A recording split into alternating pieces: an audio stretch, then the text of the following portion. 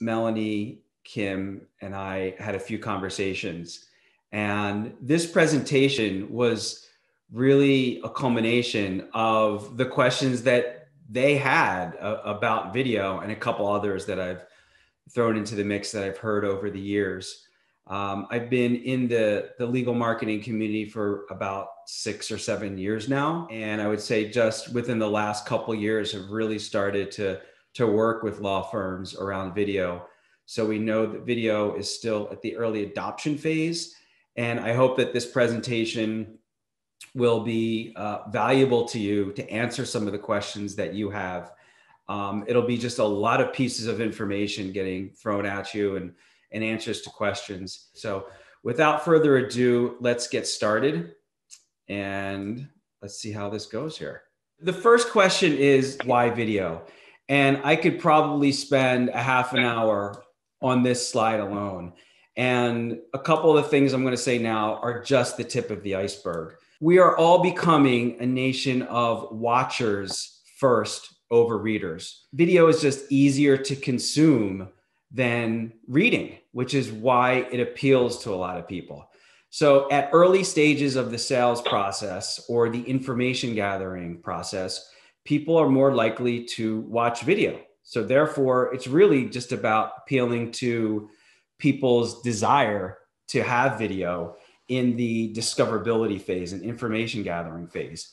But as it comes to legal marketers, your products are people.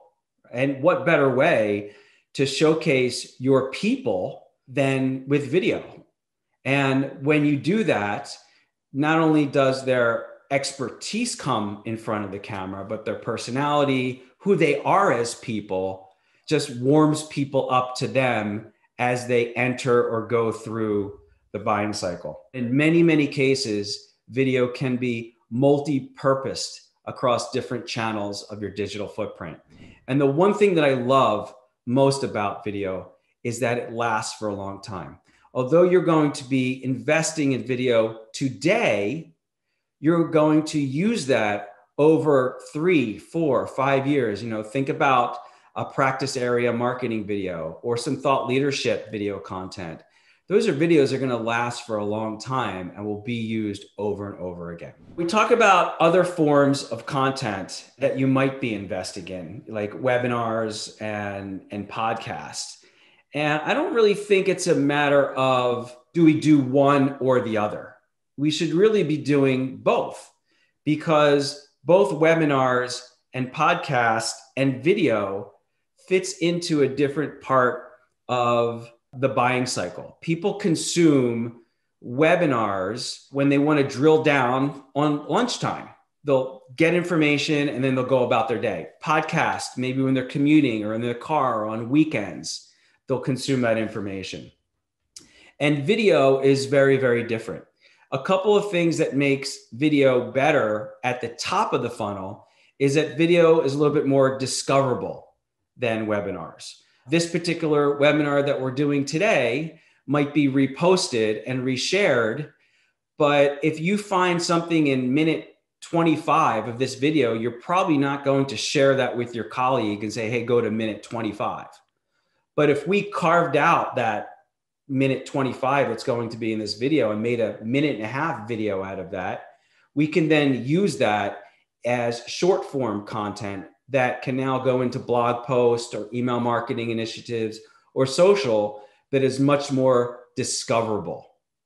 So that's a huge thing that webinars and podcasts don't provide that video does.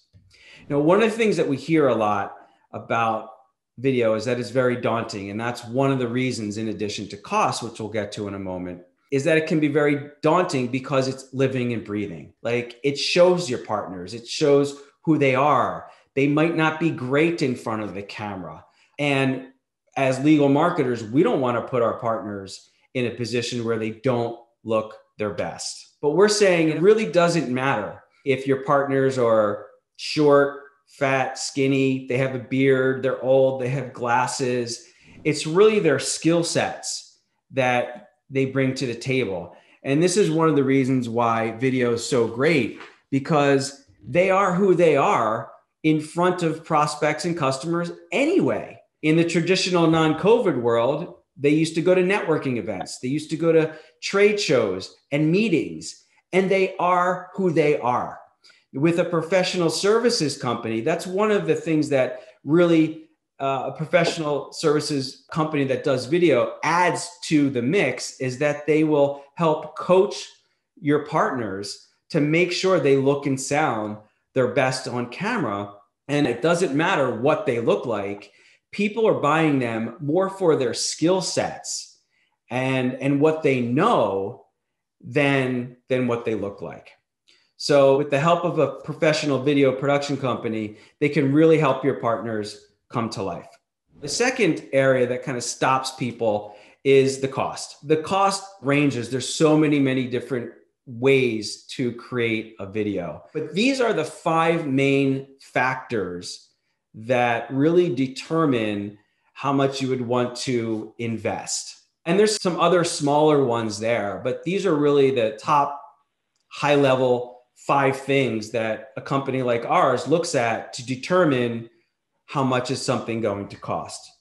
And just by example, here's 2 different budgets. The one on the left, we only have 1 location, whereas the one on the right, we have 3 locations. So forget about any other variable. Guess which one is going to cost more?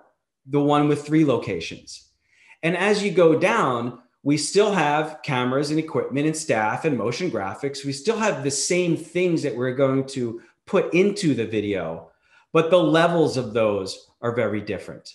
And this is just an example. So you can have these check boxes all over the place. You can have a 1 in location, but have a 4 in cameras and equipments and lights, and 1 in motion graphics. But these are the variables that will determine how much a video is going to cost. So if you're thinking about video, one suggestion would be to try to come up with a budget that is acceptable to you in your firm, and let that video production company know and challenge them to come up with the best value within the mix here for your budget. Every firm is going to have a different budget, is going to have different levels of quality that they deem that they want for their video, and the mix is going to be different. So how often should you be doing video? It really goes into the cadence that one firm has over the other. And if you're just getting started with video, you're probably going to do it on a smaller cadence than if you have been doing video and you see the power of it and you're used to the workflow that goes into it. But with any given budget level, and in this example, those bars represent a single budget level, X dollars, whatever that is. And what we're showing in this graphic is how we can carve up that particular budget based upon the production deliverables that we just spoke about a couple slides earlier to give you a video within the same budget. So a high level production about your firm or your pro bono practices or diversity and inclusion, you want to be produced, you want to invest in that.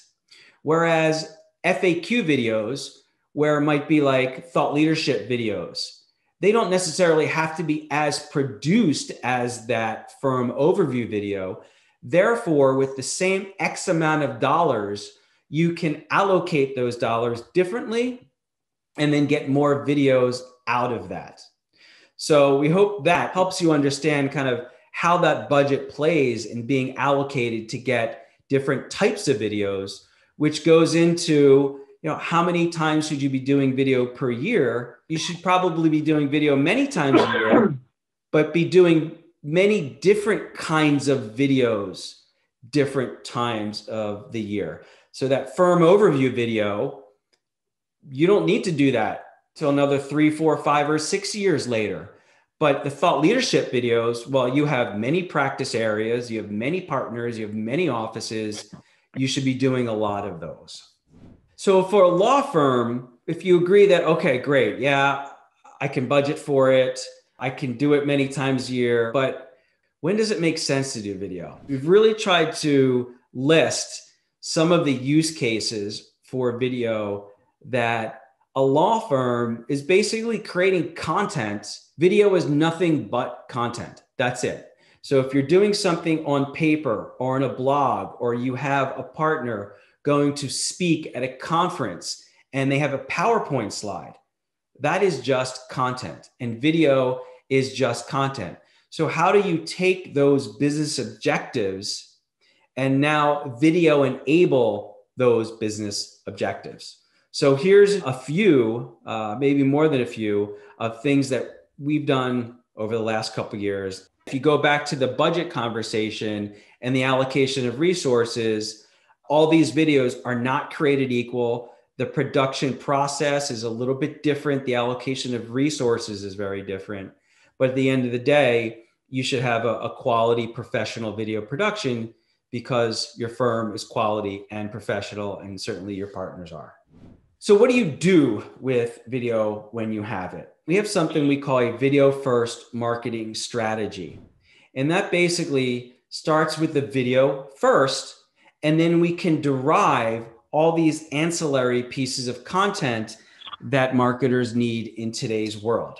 So you can take that video and transcribe it, and you have a blog post. You can put that video in an email alert, a client alert. You can put that video on an industry page or a bio page. Use it as follow-up conversation pieces. So if you're in the sales process and trying to get a new client, maybe you have a series of thought leadership videos on that specific practice area that you send before or after important meetings.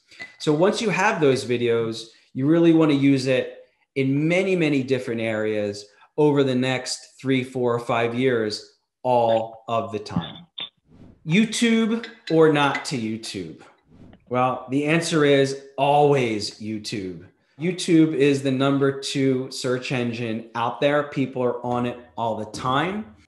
But what YouTube is for you is a free hosting platform. The discoverability of video on YouTube will probably not be important to you as your type of business, but the fact that YouTube is optimized for any device out there, that YouTube does all the work, YouTube is trusted, that's what YouTube can be for you.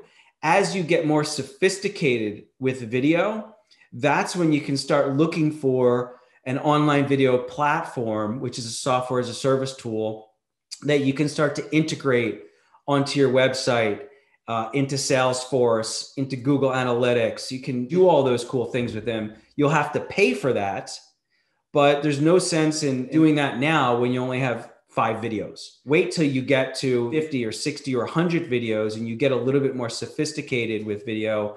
And then you can start looking for ways to gain more analytics and traction into your CRM and other digital marketing metrics. But even so, you always want to YouTube. So this all being said, you're like, oh, this is great, Robert, but can we just do video ourselves? Do you need a video production company? Of course you can. You could do video. And in fact, for our clients, we want them to do video themselves. So it's about the cadence of video. And once you understand the process and how to shoot, you'll get better at doing video. So you have that mix of professional content at the right place at the right time and user-generated do-it-yourself content at the right place at the right time. But it's a matter of figuring out what goes where. So we want people to do their own video. To script or not to script? That is the question. And our answer is never script. We don't script. This presentation today, I don't know if you saw me flipping pages. I have an outline, bullet points. I have no idea what I want to say. If I needed to stick to a script, I would be fumbling all over the place. I'm not an actor. The thing is that your professionals know what they're talking about. So we need to have in each video or each part of each video an outline, a high level outline of what they want to say, and getting in a position to get them to be comfortable just being themselves in front of the camera. That's one of the things that a professional video production services company does add to the table. They're used to working with people, making them comfortable, getting them to perform in front of the camera when, they might not. But over time, for you marketers in working with a company like ours, you'll be able to learn a lot of that and develop that balance between DIY and using an outsourced company. So going back to this slide here, making sure that they have the messaging down is really important. 2 to 3 bullet points, do not script, and get your partners in the mindset of talking to their clients. So I'm kind of like looking at the dot here on my camera. I'm used to it, of course, but even for me, it was hard for me to do video at the very beginning until I got in the mindset of this little dot right there, or the camera in front, was just a client. And then the framing in and out, that just means that when you shoot, you want a decent amount of framing on the sides. So if you need to, you can edit punching in and out, which most people will probably have just one camera. So there's a couple options here to do video. The DIY, we just talked about. The professional crew, I think we all know what that is all about. We talked a little bit about budgeting, things of that nature. What's new in today's world is remote video. And that is with a software that the talent downloads on their devices. And that gives us some control over the phone from a software. We log in on the website and the partner logs in on the app. And we have some controls over their device. But more importantly, we're coaching them. We're directing them around the 2 or 3 key messages that the partner needs in order to perform. So you all have that crisp, clean, professional video content that hits your business objectives. And it's really, really great. Some of the results that we have been getting recently are amazing. We shot from New York City to Paraguay, to Houston, to Dallas, Chicago, Maryland, and local here in New York City. And us as a video production company are impressed with the quality that you can get out of it. It does not take away the professional services. So we still go through the planning on the messaging. Yesterday, we're working with a law firm based out of Chicago, and we had the partner go from his office on the 16th floor down to the conference room on the 11th floor, and we're shooting in the 11th floor because it was better. So we're still doing all of that, but we're just capturing the content via these devices, which in most cases can shoot up to 4K. So they're really, really good pieces of equipment. And when the partner or subject logs in, because these are great for video testimonials as well, they download the app, they log in, they get a code. And this is an example of a manufacturing company we did in Seattle a couple months ago. So that's kind of what the screen looks like. And again, we're on the web-based side. So managing video. Video is different than images, copy, web pages. And there's a lot of management that goes in. And this is a flow that we use. So we would suggest that you use as well if you're doing your own video, because it allows us, once you have the main folder, the main project, then you have all these sub files like raw files, assets, pre-edits, previews, finals, and marketing materials that go through the workflow of video that allows us to capture all the raw footage that we need, everything from the client, and then go through the editing phase and create the marketing materials that we need, that it's packaged really nicely.